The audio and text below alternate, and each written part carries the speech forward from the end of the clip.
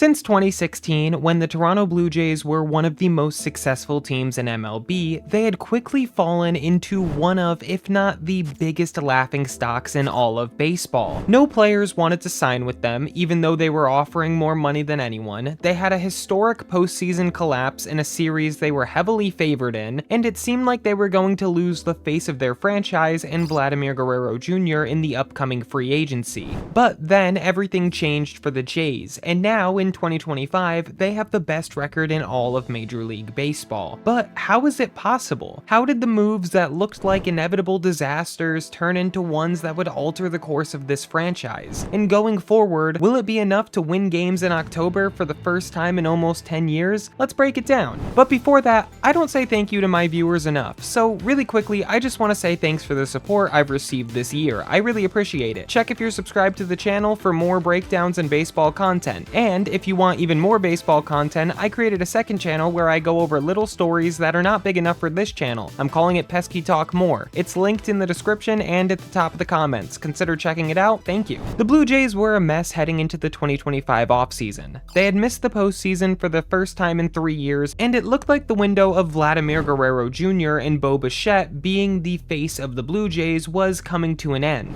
The team that Guerrero once said last season was the trailer, this season you'll see the movie, had failed, and it was time for a new era of Toronto Blue Jay baseball. They tried to acquire more star power in the 2024 offseason. They went heavy pushing for Shohei Ohtani, matching the Dodgers' offer of 10 years $700 million. But, as we know, Ohtani chose Dodger blue instead of Jays blue, and he went on to win a World Series with LA in his first season there. The 2025 offseason was much of the same for Toronto, as they gunned for the top free agent on the market. Someone had to accept their money after all. They wanted the prize of the offseason once again, Juan Soto, and according to GM Ross Atkins, it looked like there was a real chance that Soto would be headed to Canada. However, unfortunately for the Jays, Soto would ultimately end up choosing the Mets, and the Blue Jays were once again high up in the running for a superstar, but not good enough to sign him. Toronto turned their attention to one of their former outfielders, Teoscar Hernandez, as well as superstar starting pitcher Corbin Burnes, who was coming off of a good year with the Baltimore Orioles, both of which took offers from other teams, even though the Jays had offered more money to Burnes than the team he ended up signing with. They even tried for one more star, this time Roki Sasaki, and once again, they finished top 3, but they did not sign the player. However, all wasn't lost. The Blue Jays made a few trades, which many thought wouldn't work out well. However, they did kind of start paying off, but we'll get into that later. I do want to tell you who the players were that they traded for though. Those were Andres Gimenez and Miles Straw, both from the Cleveland Guardians, and both who are bad offensively, but they're phenomenal defensively. And that'll prove to be a pretty important thing for the Blue Jays. They were even able to go out and sign an actual free agent star, and that was Anthony Santander. They had their star to bolster the lineup, along with Bo Bichette and Vlad Jr., and they also added Jeff Hoffman after losing Jordan Romano to be their closer. They also added Max Scherzer as a veteran to be a back-end starting pitcher for their rotation. And just like that, the new-look Blue Jays were here, with a deeper lineup and a slightly improved pitching staff. So things were looking good, right? Well,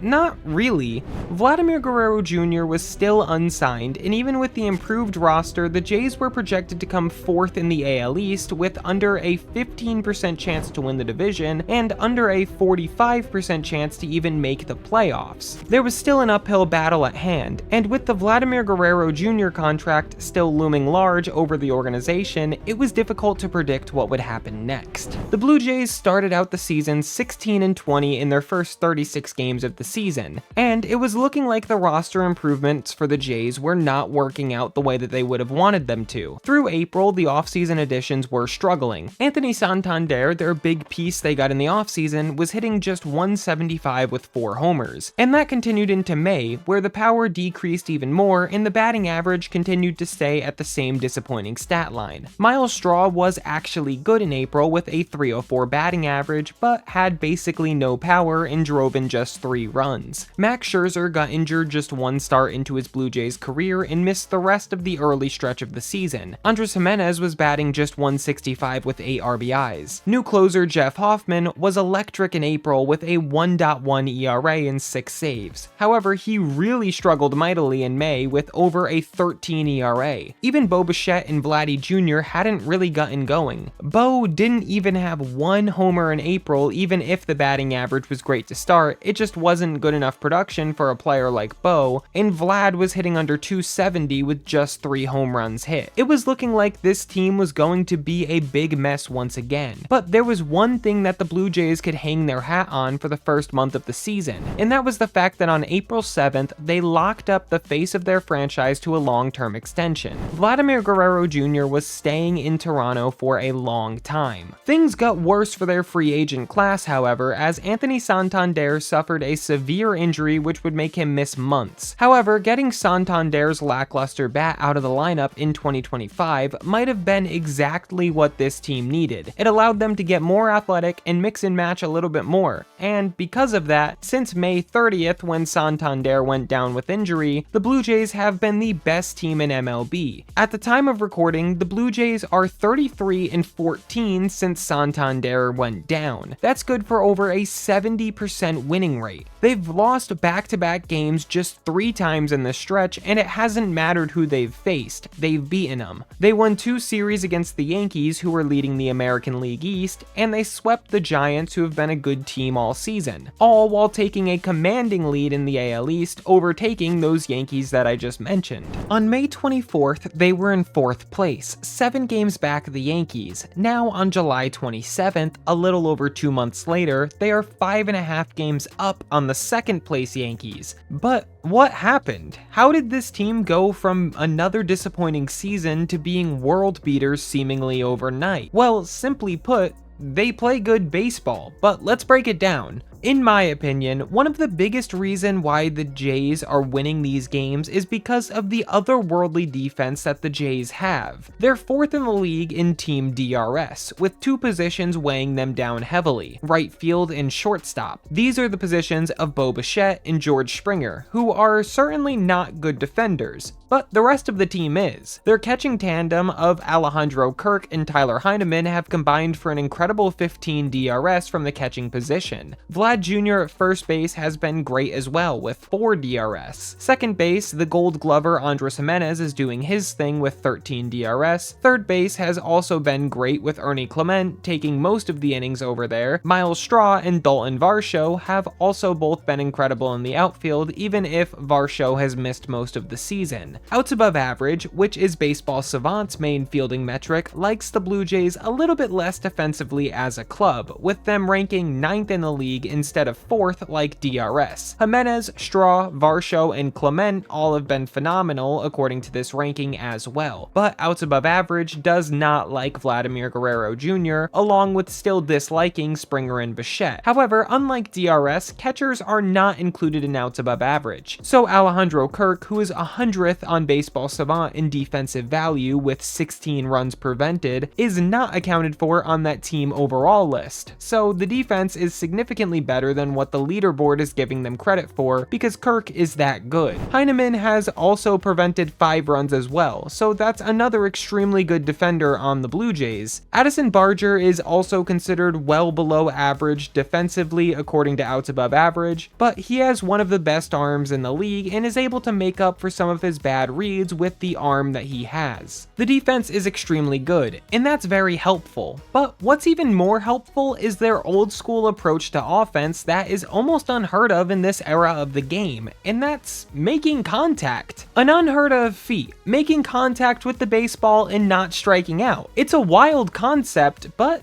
it works for the Blue Jays. Putting the ball in play and actually playing baseball, it leads to scoring runs. It's truly insane that the Blue Jays are one of the only teams in the league that have really figured that out. The Blue Jays hitters aren't that great in terms of what most teams look for today, meaning that most of them don't really slug, but again, they get on base with batting average. Let's look at the team's overall offensive numbers to begin with. The Blue Jays lead the league in batting average as a team with a 253 clip. Second place is the Los Angeles Dodgers, and they are batting 257, which doesn't sound like a big difference, but it really is. Third, fourth, and fifth on the list are all tied with 256. So the Dodgers have just a 1-point lead over everyone else in the top 5, and the Jays have a 6-point lead over the Dodgers. So it's a bigger difference than you might think. In terms of on-base percentage, they also lead the league in that. So basically, the Blue Jays use the Billy Beane Moneyball model. They get on base. They're 10th in walks taken as a team, but strike out less than any other team in baseball by a pretty wide margin. They're the only team in baseball with less than 700 strikeouts to this point in the season, and there are only 5 teams with less than 800. So they're extremely good at putting the ball in play. The Jays also hit a ton of doubles. They're second in baseball in that statistic as well, trailing only the Red Sox, who are always a cheat code in terms of hitting doubles because of Fenway Park. They're 16th out of 30 teams in the league in terms of home runs hit as an offense, and they're basically dead last in triples, and all of these factors lead to them being 7th in the league overall in slugging, which is still very good obviously. But again, this is in big part to them hitting so many doubles as a team, but you can't take that away from them, that's still slugging. For OPS, they are 6th in baseball, and as for runs overall, they're 7th in the league in runs scored by their offense, which, again, it's good.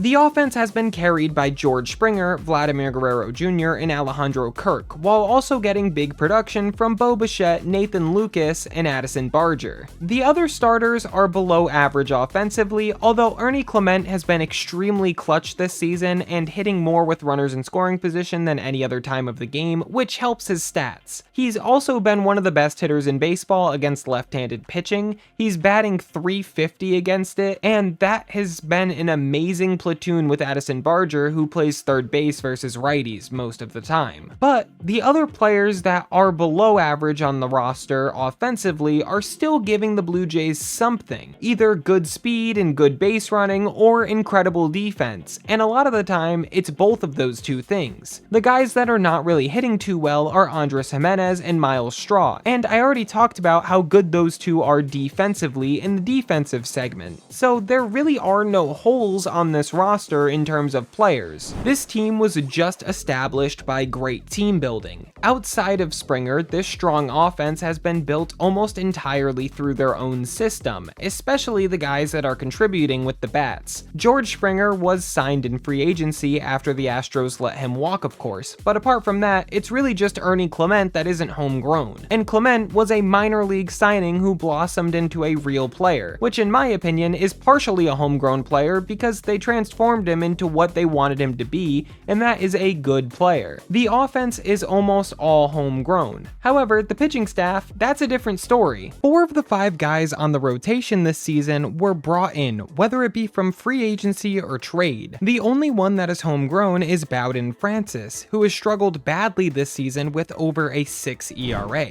If you take him out of the rotation and instead add in Max Scherzer, the entire rotation is not homegrown. The ace of the Blue Jays is probably Jose Barrios, but you could definitely argue that Kevin Gausman or Chris Bassett are also the ace. Anyway, Barrios has been very solid this year for the Jays, but not spectacular. Either way, this Barrios trade has paid dividends for the Blue Jays since the 2021 deadline when he was acquired. The Jays have not been afraid to deal from their farm system in this decade, which has paid off for them, including this trade where they moved Simeon Woods Richardson and Austin Martin, who were each elite prospects at the time of the trade, for Jose Barrios. Neither of those prospects have been able to turn into majorly impactful big league players, meaning that this was an extremely successful trade for the Jays. In 2022, the Blue Jays signed Kevin Gausman to a long-term deal, which is now extremely underpaid with how he has performed during that deal. This was obviously another player that wasn't homegrown, but they did develop him into being better than he had ever been throughout his career. They signed Max Scherzer in the 2024 offseason, and this is his first year with the club, and Chris Bassett, who also signed in 2022, has been under contract since. So since 2022, the top 3 in the rotation have all been intact and together, which really helps a team succeed. These guys all have a 3.8 ERA to start the season. However, the best pitcher that the Jays have this year is Eric Lauer. Lauer last season was pitching in Korea, which is not Major League Baseball, but now he's been incredible for the Blue Jays. In 69 innings, he has pitched to the tune of a 2.6 ERA, and has really been a rock in the rotation since making his debut. This has really helped supplement the injuries to guys like Alek Manoah as well as Max Scherzer while he was injured. But the rotation has been a little worse in the middle of the pack in 2025, even with the big names and decent production out of the top 4 in the rotation. The poor seasons from Scherzer and Francis combined have really contributed to the rotation not being incredible. However, the biggest issue with the Blue Jays was the bullpen that consistently blew games. But in 2025, they're great. They're 7th in the league in bullpen ERA, and they've struck out more than all but one other team in MLB, which is the Dodgers. Jeff Hoffman still doesn't have the best season stats overall, but he's been good outside of May. Second-year pitcher Yariel Rodriguez has also been incredible with a 2.25 ERA and 52 innings out of the pen, and Brandon Little has emerged out of seemingly nowhere to be one of the best relievers in all of baseball with a 1.9 ERA and an American League leading 49 appearances. They've dealt with a lot of injuries to that group though, like Nick Sandlin and Jimmy Garcia, who were both having good seasons before those injuries. If we compare the 7th in bullpen ERA in 2025 to the 2024 season, where they were 29th in bullpen ERA, I'd say this is a major upgrade on the team. Let's actually compare some other parts of the 2025 Jays to last year's counterpart, just to see how the team has improved so drastically. At this point in the previous season, the Jays had a record of 49-56, and in 2025, they're 63-43. That's 14 more wins. And while a huge part of that is the bullpen, it's more than just that. The rotation was slightly better in 2024, but again, that's really just because of the 5th pitcher in the rotation, because they've been really bad in 2025, where in 2024, they had Bowden Francis and Yariel Rodriguez, who were both solid in their time in the rotation. Now Francis is bad and Yariel is in the bullpen. The offense has had a massive overhaul according to the stats as well, as last year they were batting .243, which made them 19th in the league in batting average, and this year their .263 batting average, which leads the league, would have tied for the league lead in last year as well, so this is not just a fluke season. They were 5th in doubles in 2024, which is close to their 2nd place in 2025, however not quite there. According to runs though, there was probably the biggest change offensively, because they went from 23rd in the league in runs scored all the way up to 7th in 2025. The Jays didn't strike out much in 2024, much like 2025, but they were worse than 5 teams in that stat as well, when now they lead the league in that. OPS, they were 18th instead of top 10, slugging they were 20th, and on base they were 13th, and Billy Beane is much less happy with the 2024 Jays than he is with the 2025 Jays. Defensively, the Blue Jays have actually gotten worse in 2025 than they were in 2024, but the offense and bullpen upgrades have made the team so much better overall that it doesn't matter. Looking a little deeper into the numbers, while the Blue Jays are the 2nd best team in the league in terms of record, they are much closer to middle of the pack in terms of run differential at +42, which puts them 12th in the league in that statistic. The Cubs lead MLB with 116 runs to put that into perspective, and the Yankees lead the American League in run differential with 95, so the Blue Jays are actually 4th in the AL East in terms of run differential. So is a fall off destined for the Blue Jays? I'm not exactly sure, but considering they're 6 games over their expected win-loss according to run differential, there is a real chance that they start to fall off a little bit here. But personally, I wouldn't count on it just because of the way that they assembled their team. With contact, defense, and bullpen being the center points of the team, they're going to win more close games than the algorithm might expect them to win. And that's how the Blue Jays turned around their decade. And if you enjoyed, like and subscribe, and check out this video on the Dodgers or this one on the New York Yankees.